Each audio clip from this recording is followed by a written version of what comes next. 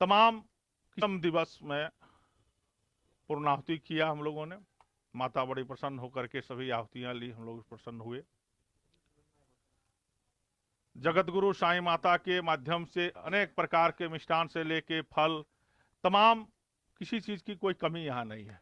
जितना चाहिए उससे ज्यादा सब कुछ है, पर्याप्त है। सभी चीजों की आहुति पड़ रही है। आज मैं चर्चा कर रहा था कि भाई कमल गट्टे की आहुति से माँ लक्ष्मी प्रसन्न होती है, माँ देवी माने माता, सभी माताएं, इसी माताओं को।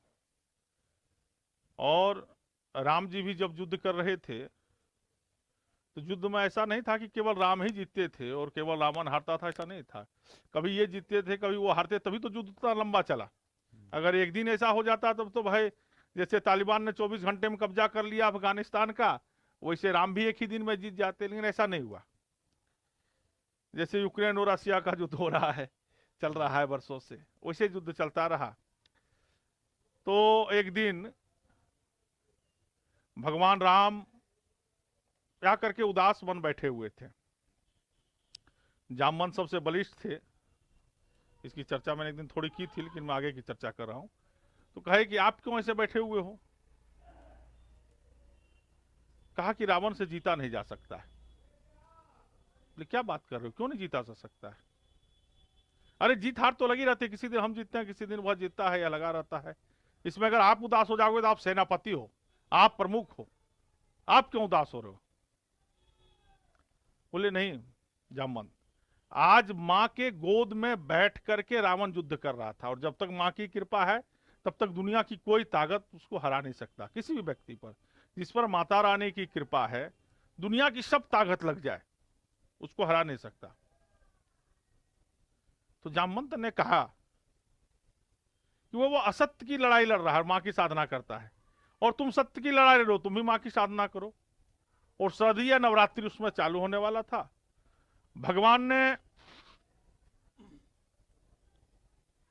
हनुमान जी को आदेश दिया, जाओ 108 कमल के फूल लेकर के आओ, और मैं 9 दिनों तक साधना करूंगा, 9 दिनों तक तुम लोग युद्ध लड़ो। 9 दिनों तक बिना सेनापति के युद्ध चलता रहा। और भगवान राम यहां मां की स्तुति, वंदना, पाठ, साधना सब कुछ करते करते, और अंतिम जब नवरात्रि दिन थी, 107 फूल उन्होंने चढ़ा दिया। और 108वां फूल जब चढ़ाना था तो मां को लगा क्यों न परीक्षा ले लिया जाए, क्योंकि जो बच्चा पढ़ता है साल भर कितनों तेज हो, टीचर ऐसा नहीं कहते कि तुमको ऐसे पास कर देंगे, उसको भी परीक्षा देना ही पड़ता है, नियम यही है, चाहे वो सब कुछ जानता हो। तो माता ने कहा क्यों न परीक्षा ले लिया जाए। तो साधना में इतने शिखर पर पहुंच गए थे भगवान श्री राम कि अपने प्राणों को ले जाकर के मस्तक पर रोक करके उन्होंने रखा था, और साधना में त्रिविध थे। चारों तरफ हाथ घुमाया, लेकिन फूल कहीं एक मिला नहीं, चूंकि मां ने फूल उठा ही लिया था। 107 फूल चढ़ा दिया था, 108वां फूल चढ़ाना था। जब भगवान को नहीं मिला तो भगवान को याद पड़ा कि मेरी मां कौशल्या कहती थी, कमल नयन कह के मुझे पुकारती थी, तेरा जो नयन है वो कमल के समान है। याद पड़ा तो उन्होंने कहा कि हे मां, और इस समय तो मैं वापस नहीं लौट सकता कि जाकर के आपके लिए कमल का फूल लेके आऊं, लेकिन मां झूठ नहीं बोलती। जिस तरह आप मां हो जगत की माता, वैसे मेरी भी मां कौशल्या कहती थी कि तुम्हारा आंख बेटा कमल के समान है, कमल नयन है। तो उन्होंने अपने तरकस से बाण निकाले और कहा मैं एक आंख ही आपको चढ़ा देता हूं, क्योंकि कमल के समान है, लेकिन आप प्रसन्न हो जाएं। और जो ही बाण निकाल करके और अपने आंखों के पास ले जाने लगे, मां ने हाथों को पकड़ लिया और कहा राम वापस आ जा, मैं प्रसन्न हूं तुमसे, और तुम्हें आशीर्वाद देता हूं, तुम्हें युद्ध करने की जरूरत नहीं। कल तुम वहां जैसे युद्ध भूमि में पहुंचोगे और तुम बाण चलाओगे और रावण मारा जाएगा और तुम जीत जाओगे। वह बाण भी जो रावण को मारा गया, वह बाण भी मां के द्वारा ही प्रदत्त किया गया था। कौन मां के द्वारा? कैकेयी माता के द्वारा। जब लक्ष्मण को शक्ति बाण लगा तो हमारे वीर हनुमान जी कथा आप लोग सब जानते हैं। वह लाने के लिए गए तो पहाड़ उठा करके चल दिए, पहाड़ उठा करके चले तो उन्हें लगा कोई राम का दुश्मन नहीं है, तो भरत जी ने ऐसा बाण मारा कि पहाड़ ऊपर ही रह गया और हनुमान जी नीचे गिर पड़े। गिरते ही राम राम किए तो बड़ा दुख हुआ भरत जी को कि जीवन भर कोई सहयोग तो हम राम का कर नहीं पाए, और आज मैं ऐसा जा रहा था उनको भी मैंने बाण मार के गिरा दिया। जब वो तो राम राम कह के वह उठे तो सारी कहानी वहां सभी को बताया उन्होंने, कैसे ऐसे आना। तो माता सुमित्रा ने कहा, जब इन्होंने कहा कि राम के गोद में लखनलाल जी हैं और राम बड़ी चिंतित हैं, तो सुमित्रा ने कहा कि हनुमान जाकर के बता देना कि अगर उन्हें चिंतित होने की चिंता करने की जरूरत नहीं है, अगर लखन मेरा मर जाएगा तो मेरा दूसरा बेटा उनके सेवा के लिए मैं लगा दूंगा, लेकिन राम चिंतित कतई न होवे। वह सुमित्रा मां थी। और उर्मिला ने कहा कि हे हनुमान जी, दुनिया की कोई ताकत नहीं है कि मेरे पतिदेव को, प्राणपति को कुछ कर पाए, क्योंकि मैं संकल्प लिया हूं तब तक यह दीपक जल रहा है। वह 14 साल बाद लौट कर आएंगे और मैं इसी दीपक से आरती करूंगा। जाते समय इसी दीपक से किया था, इसलिए आप निश्चिंत रहें, आप चिंता नहीं करें, कोई दुनिया की ताकत मेरे पतिदेव को मार नहीं सकता। ये सब सारी कथाएं, सारी चर्चाएं माता कैकेयी एक बगल में सुन रही थी, क्योंकि माता कैकेयी को भरत ने कह दिया था कि जननी तू जननी भाई, आज से तुम्हें मां नहीं कहूंगा मैं। और मां कैकेयी बहुत दूर खड़ा होकर के उस सभा से दूर यह सब सुन रही थी। उन्हें लगा यह सब जितना घटना हुआ मेरे ही कारण हुआ, और उन्हें क्रोध से इतनी भयग्नि प्रकट हुई कि अग्नि वह वहां से बाण रूपी चली और कहा कि आज रावण का सारे वंश को ही मैं खत्म कर दूंगा। और वह माता कैकेयी के शरीर से वह बाण निकल करके वह लंका की ओर चला। वहां जब पहुंचा तो राम ने पकड़ लिया, हे मां, सब चाहते हैं कि हमारा बेटा का नाम हो, तो इसको मैं रख लेता हूं, इसी बाण से मैं रावण का वध करूंगा, लेकिन नाम मेरा हो जाए। तो वही अग्नि मां के द्वारा अग्नि बाण जो प्रकट हुई थी, कैकेयी मां के शरीर से वह बाण प्रकट हुई थी, उसी बाण से रावण का वध हुआ। कहने का तात्पर्य यह है कि बिना मां के कृपा से कुछ भी संभव नहीं है। जितनी भी राम कुछ भी जीते, कहीं कुछ भी हुआ या कृष्ण का कुछ हुआ, तो बिना राम माता के कृपा से नहीं हुआ।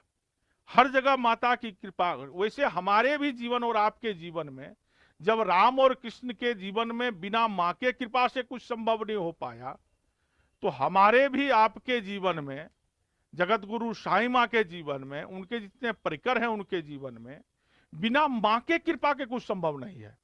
मां की कृपा हो जाए तो सब कुछ संभव है, न चाहते हुए भी सब कुछ हो जाए। बड़ी सी बड़ी चीज संपदा पा लिया जाए, बड़े से बड़ी शक्ति पा लिया जाए, बड़े से बड़े पद को पा लिया जाए, जिसकी प्रयास भी ना किया जाए, लोग आकर के और अपने आप दे जाते हैं। यह माता रानी की कृपा होती है। अब प्रश्न उठता है कि फिर भी हम दुखी क्यों हैं भाई? जब हम भगवान की पूजा करते हैं, पाठ करते हैं, दिन रात लगे लगते हैं, फिर भी हम दुखी क्यों हैं? दुखी का कारण क्या है? दुखी का कारण है कि परमात्मा ने हमें दो चीज दिया, माता ने हमें दो चीज दिया, एक दिल दिया और एक दिमाग दिया। माता ने कहा जब जन्म दिया तो कि दिल हम में लगाना और दिमाग पूरे संसार में लगाना। ये समझिए कि एक आदमी बीमार था, वह वैद्य के पास गया, उसने कहा मेरी आंख में भी बड़ा दर्द रहता है और पेट में भी दर्द रहता है। तो उस वैद्य ने दो पुड़िया बना करके दिया कि इसे आंख में डाल लेना और इसको खा लेना।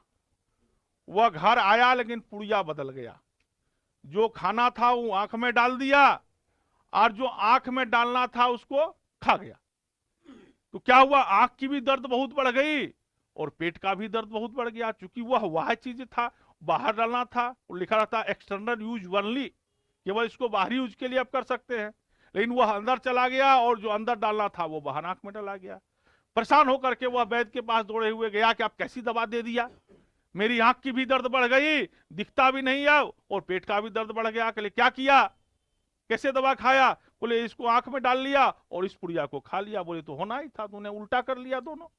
इसको डालना था आंख में, उसको खा लिया, और जिसको खाना था उसको आंख में डाल दिया। तो जब पुड़िया बदल जाएगा तो दर्द और हमारे जीवन में बढ़ जाएगा।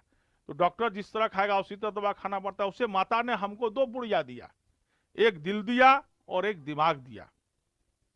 कहा कि दिल को हम में लगाना, भगवान में लगाना, धर्म में लगाना, समाज में लगाना, राष्ट्र में लगाना, अपने माता पिता के प्रति लगाना, गुरु के प्रति लगाना, यज्ञ के प्रति लगाना, कथा के प्रति लगाना, और दिमाग इस संसार में लगाना, बेटा के प्रति, धन के प्रति, दुनिया के प्रति, ये सब के प्रति अब दिमाग लगाना। हम क्या किए, आए तो पुड़िये बदल दिए। दिल तो हम बेटा में दे बैठे, दिल तो हम इस कोठी में दे बैठे, दिल तो हम सोना में दे बैठे, चांदी में दे बैठे, पोते में दे बैठे, अपने सगे संबंधियों में दे बैठे कि बड़ी प्रेम करते हैं हम, प्राणों से भी प्रिय प्रेम करते हैं। और भगवान में क्या किए, दिमाग लगा दिए। कह रहे काशी विश्वनाथ में भगवान मिलेंगे कि हाँ शक्ति धाम में मिलेंगे, शक्ति धाम में मिलेंगे कि अमेरिका में मिलेंगे, अमेरिका में मिलेंगे कि बैजनाथ धाम में मिलेंगे, बैजनाथ धाम में मिलेंगे कि केदारनाथ में मिलेंगे, केदारनाथ में मिलेंगे, वहां हम दिमाग लगाने लगे। तो क्या होगा, दोनों दर्द बढ़ जाता है। जहां हमको दिल लगाना था भगवान में कि जहां हम हैं वहीं भगवान मिलेंगे। हम जब दुनिया को देखते हैं, प्रणाम करते हैं तो आंख खोल करके प्रणाम करते हैं, और जब परमात्मा को प्रणाम करते हैं तो आंख बंद करके हम प्रणाम करते हैं। क्यों, कि हम परमात्मा हमारे ही अंदर हैं, परमात्मा के ही अंश हम हैं। जैसे समुद्र से पानी निकलता है, बादल बन जाता है और जगह जगह जाके बरसता है, और फिर जाकर के उसी समुद्र में मिल जाना है, उसी तरह हम परमात्मा के अंश हैं, परमात्मा के अंश से आए हैं, किसी न किसी प्रकार जाकर के उसी परमात्मा में मिल जाना है। तो मिलते समय तो पूछेंगे क्या क्या करके आए, तो ऐसा ना हो कि हमें नजर चुराना पड़े, चोरी से जाना पड़े, तो कुछ ऐसा कार्य जरूर करें कि जाए तो कम से कम प्रणाम करते लायक परमात्मा तो रहे। चलिए आज की कथा यही विश्राम। हमें ध्यान रहे पुड़िया हमारा बदले नहीं, पुड़िया अगर ठीक रहेगा तो जीवन में कोई दुख तकलीफ हमें नहीं होगी। बोलिए माता बगलामुखी की जय प्रसाद। माँ दुर्गा जगत जननी भवानी जय, दुर्गा काली कल्याणी की जय, काशी विश्वनाथ की जय, जगत गुरु सत्य साई माँ की जय, जगत गुरु सत्य साई माँ की जय, जगत गुरु सत्य साई माँ की जय, सारे यज्ञ कराने वाले यजमान की जय, उनके परिकर की जय। ओम नमः पार्वती पतये हर हर महा